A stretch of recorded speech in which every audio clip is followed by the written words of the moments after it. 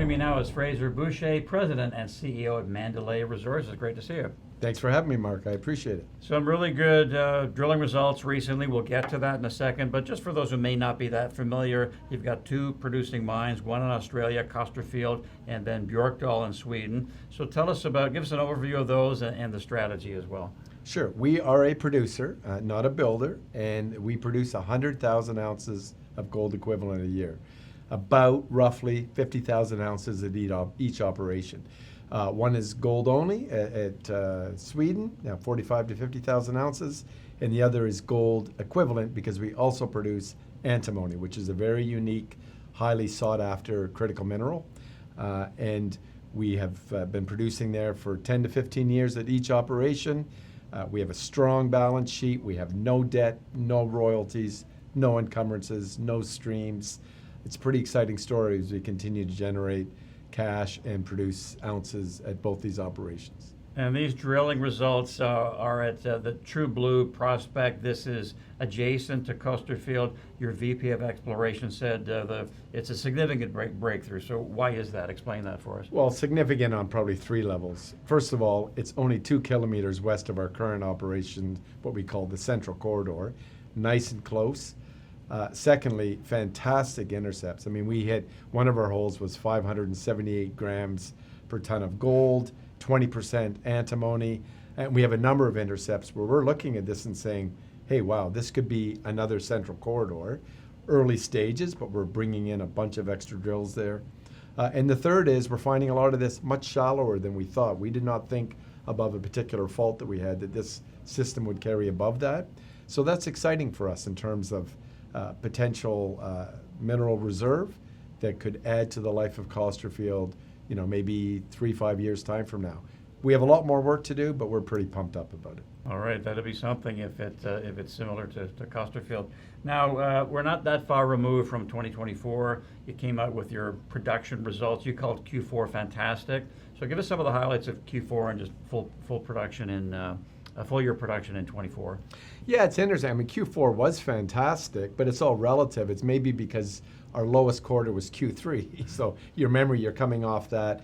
Q4 was good, better than or just about as good as Q1 and Q2. So that leads to the whole year where we met.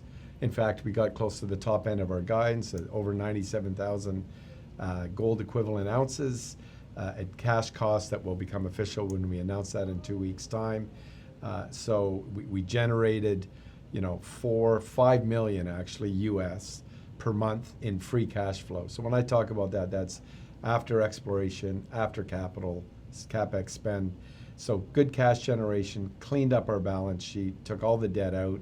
So we have a clean balance sheet, a 35 mil facility with Scotia that we're looking to expand to 50 mil, and we're sitting with 76 million US in cash at the end of the year. So for us, for a company of our size, let's call it 300 million US market cap, 25% of that sitting in cash, and it's really about how we deploy that and how we grow going forward. So it was a great turnaround year that tidied things up. I don't think you can get any cleaner than where we've got right now. Right, so 76 million US in cash, no debt. You've got this 35 million revolver with Scotia, and you said you'd like to get that to 50. So can you maybe just flesh out a little bit more the financial position the company's in and the flexibility it gives you? Yeah, so I want to be clear. I mean, that might be a concern with some. Why are you going to 50? No, it's just nice to have. Doesn't mean we spend it. It's just nice to have as a contingency. We are really looking, in addition to operational strength and continuing to generate cash, anywhere from 15 to 30 million a year out of Björkdal and 30 to 60 million a year out of Costerfield. When we generate cash that's 50 million a year north of that combined, the issue becomes, so how do we further grow? We're doing organic exploration. We replace our reserves just about every year at 1 to 2% of the spot price. That's a pretty effective way of replacing reserves. We've got these two assets, but in the bigger picture, they can look small. How do we get to that next level? And that's where we're also focusing on accretive, non-dilutive, potential M&A transactions. Let's call it at-market combinations with either like producers like us that are somewhat orphaned and a bit small, where we can get size and scale and diversity, and or potential asset purchases. I'm sure you've seen some of the news recently. So we're very prudent. We're not under any pressure. We don't have to do this, but if we see something that we think is exciting and there's an aligned vision with both companies, or if it's an asset purchase, then we will move into constructive, non-hostile discussions. I've been having a number of them to see if we can get together and the boats continue to float up in a larger company. Interesting. And so obviously you want to be in a good jurisdiction. Would that mean you're searching around Australia and Sweden, or it could be in South America for all we know? I mean, well, preference might be, we're known as a tier one, call it G7, whatever, Australia, Europe, US, Canada. You go into that, that's pretty exciting. Certainly gets more expensive. That being said, you weigh it all up. We would certainly be open to maybe limited parts of Africa, certain parts of South America, but then it comes along with the risk profile. You want to make sure it's either a ready build, if it's a build, or it's operating and got history, good, rule of law, community relations, et cetera. So we weigh it all up in the bigger picture. We certainly won't go to a number of countries that we just think are too risk profile for where we sit as a 300 million market cap company. Mm-hmm. But we're pretty open to that, and we'll see how it goes. Okay, so obviously this year you're going to do more work on True Blue. What other work are you going to be doing at Costerfield and Bjorkdal? So look, we're going to spend anywhere 8 to probably north of 10 million US dollars in exploration combined, maybe even more. We'll stage gate that if we get more success.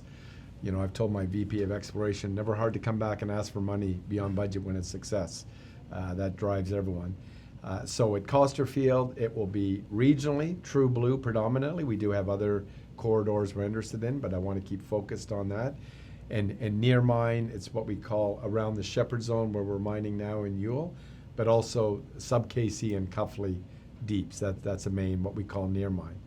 At Bjorkdal, for regional, we're very keen on Storheden, what we call Storheden, and Norbergia, which might be a starter, smaller open pit, but north of 2-3 grams. That's a great toll mill across if that manifests itself, as well as an underground access one called Storheden that we're drilling out.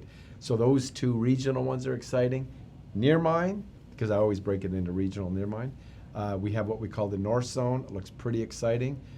It's not more of the same necessarily. It actually looks like it's more continuous and better grade, about 600 meters below surface. We will flush that out this year while still focusing on what I've always told the market about called the Eastern Zone or Eastern Extension. We focus on that.